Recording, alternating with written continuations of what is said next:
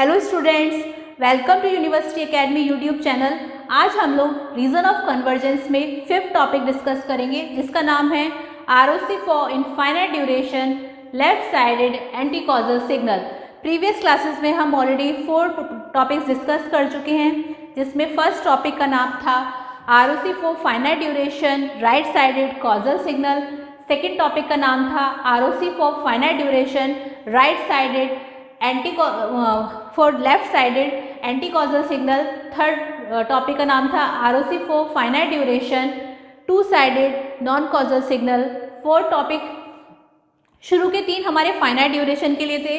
Fourth topic था ROC for infinite duration right sided causal signal. Fifth topic जिसे हम आज डिस्कस करेंगे जिसका नाम है ROC for infinite duration left sided anti causal signal. तो इसमें सबसे पहले हम इसका रीज़न ऑफ कन्वर्जेंस आगे स्टार्ट करने से पहले ग्राफिकल रिप्रेजेंटेशन देख लेते हैं एंटी कॉजल सिग्नल के लिए, जिसमें वी कैन से दैट हमने यहाँ पर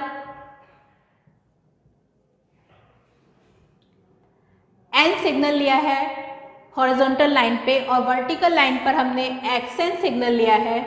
क्योंकि हम लेफ्ट साइडेड सिग्नल की बात कर रहे हैं तो सारी वैल्यूज़ लेफ्ट पर प्रेजेंट होंगी, राइट पर हमारे पास कोई वैल्यू नहीं होगी। तो वी कैन से दैट यहाँ पे हमारे पास लेफ्ट साइड में वैल्यूज़ रहेंगी। तो 0 ऑरिजिन पर कुछ ना कुछ वैल्यू रहेगी, -1 पे कोई वैल्यू रहेगी, -2 पर कोई वैल्यू रहेगी, इसी तरीके से -3 पर कोई वैल्यू रहेगी। ठीक है, देन यहाँ पर कोई वैल्यू हमारे पास सिग्नल में नहीं रहेगी। तो we can say that it is a graphical representation for anti-causal signal, जिसे हम लेफ्ट साइडेड सिग्नल भी कह रहे हैं। और इसमें हम ये कह सकते हैं कि this signal is defined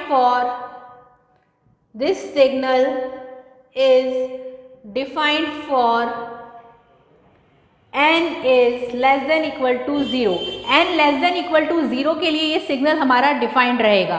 ये है graphical representation for anti causal signal.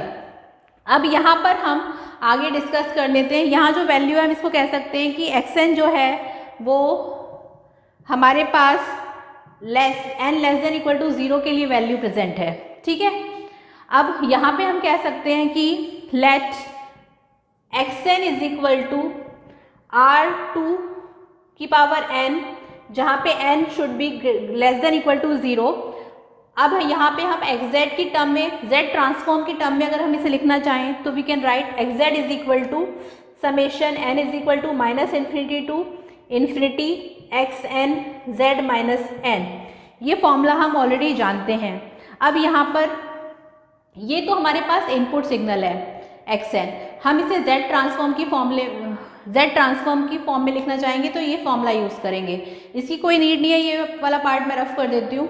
ये बस आपको एंटी कॉजल सिग्नल का ग्राफिकल रिप्रेजेंटेशन बताया गया था। यहाँ पे let xn is equal to R2 की पावर n, जहाँ पे n less than equal to 0 है। अब यहाँ पे z ट्रांसफॉर्म ऑफ xn हम देख रहे हैं, जो कि आ जाएगा xz is equal to summation n is equal to -infinity to infinity xn z minus n। अब क्योंकि हम लेफ्ट साइडेड सिग्नल की बात कर रहे हैं तो हम इसमें ले सकते हैं summation n is equal to -infinity to 0 value, क्योंकि -इन्फिनिटी से 0 तक के लिए वैल्यू प्रेजेंट है, बट 0 से लेकर +इन्फिनिटी तक के लिए वैल्यू नहीं है क्योंकि ये लेफ्ट साइडेड सिग्नल है। तब xn की जो वैल्यू है वो है R2 की पावर n, वो हम यहाँ लिख देंगे R2 की power n z minus n। इसको हम लिख सकते हैं summation n is equal to -infinity to 0 R2 z minus 1 और n को हमने बाहर ले लिया। ठीक है, अब यहाँ पे हम एक ज्योमेट्रिकल सीरीज का फॉर्मूला अप्लाई करेंगे। वो फॉर्मूला हम देख लेते हैं क्या है।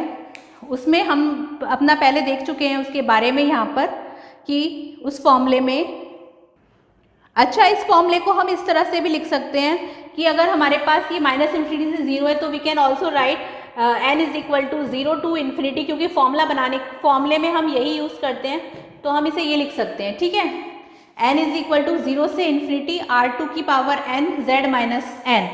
यहाँ पर हमने यहाँ पे इस तरीके से लिख लो इसे,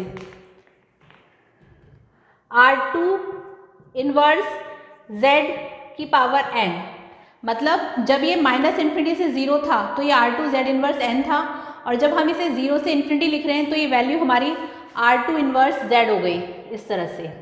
summation n is equal to 0 to infinity R2 inverse z की पावर n, इस तरह से।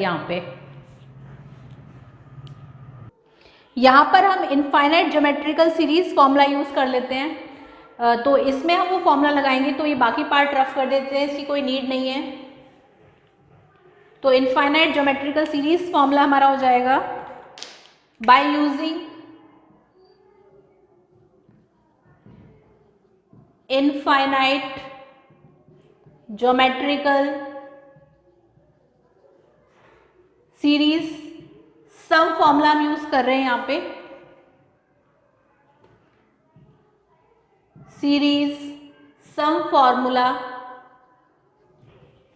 तो फॉर्मूला है हमारा summation n is equal to 0 से लेकर प्लस इन्फिनिटी, ये हम प्रीवियस क्लासेस में ऑलरेडी डिस्कस कर चुके हैं। तो वो है हमारा c की power n is equal to 1/1 minus c, जिसमें हमारे पास मॉड ऑफ c जो है वो 0 और 1 के बीच में रहेगा। ठीक है, ये फॉर्मूला हम यहाँ यूज करेंगे। तो यहाँ जो c की वैल्यू है वो है R2 इनवर्स z, तो वो हम यहाँ रख देंगे। तो ये फॉर्मूला हमारा आ जाएगा कुछ इस तरह से, summation n is equal to 0 से plus infinity R2 inverse z की पावर n। तो इसे जब हम ओपन करेंगे, इसे रफ कर देते हैं, तो ओपन करके ये आ जाएगा हमारा 1 डिवाइडेड बाय 1 माइनस, और c है हमारा R2 इनवर्स z। तो ये हमारा फॉर्मूला आ गया 1/1 माइनस R2 इनवर्स z। इसमें हम लिख सकते हैं कि xz हमारे पास आ गया, xz is equal to 1 divided by 1 minus R2 inverse z। ठीक है, अब यहाँ पर कंडीशन जो है, condition to be satisfied for the convergence of xz,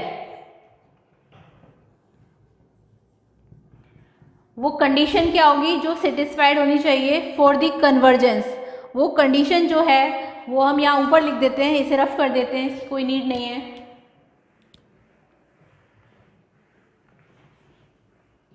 तो वो कंडीशन है हमारी, इसी के आगे कंटिन्यू है ऊपर, 0 से लेकर के mod of R2 inverse z से लेकर के वैल्यू 1 के बीच में रहनी चाहिए। ठीक है, यानी कि हम लिख सकते हैं R2, यहाँ पे हम इसको इसे रफ कर देते हैं, हम इसकी कोई ज़रूरत नहीं है।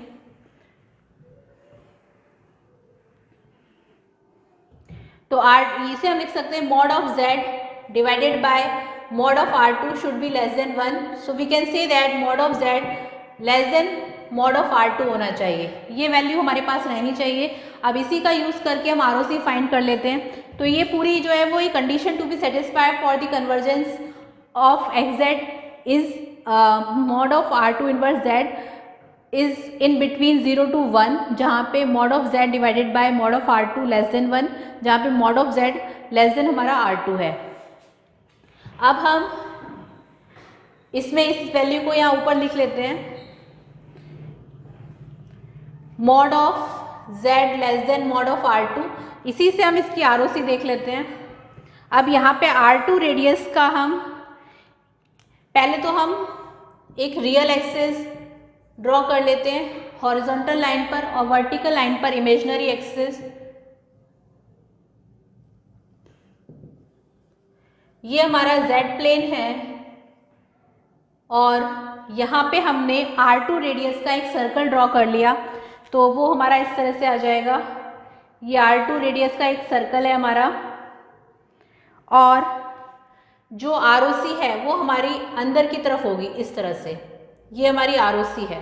ठीक है, so we can say that ROC of xz is interior of the circle